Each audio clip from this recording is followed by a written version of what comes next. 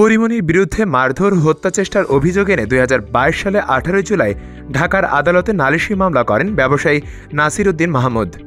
মামলায় তিনি অভিযোগ করেন ২০২১ সালে ৮ জুন পরিমণি ও তার সহযোগীরা সাভার বোট ক্লাবে ঢুকে ওয়াশরুম ব্যবহার করেন।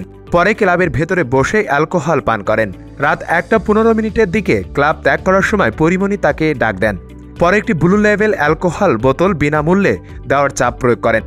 এতে রাজি না হয় পরিমণি তাকে গালমন্দ করেন।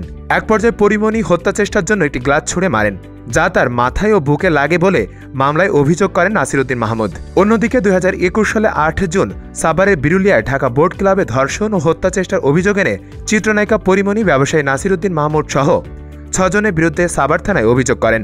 মামলাটি তদন্ত করে ২০২২ সালে ৬ সেপ্টেম্বর নাসির উদ্দিন সহ ৩ জনের বিরুদ্ধে আদালতে অভিযোগপত্র জমা দেন পুলিশ।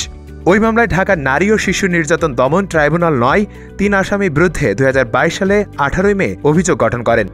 ওই মামলায় পরিমণি সাক্ষ্য গ্রহণ চলমান।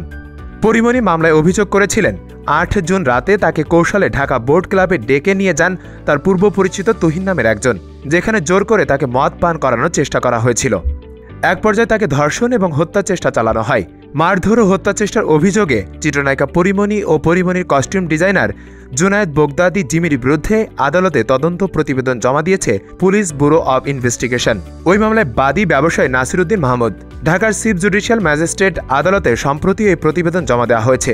পুলিশ ও আদালত সংশ্লিষ্ট সূত্রে জানা গেছে, কস্টিউম ডিজাইনার জুনায়েদ বোগদাদি জিমির বিরুদ্ধে ব্যবসায়ী নাসির উদ্দিন মাহমুদের মারধর করার অভিযোগের সত্যতা পেয়েছে পিভিআই।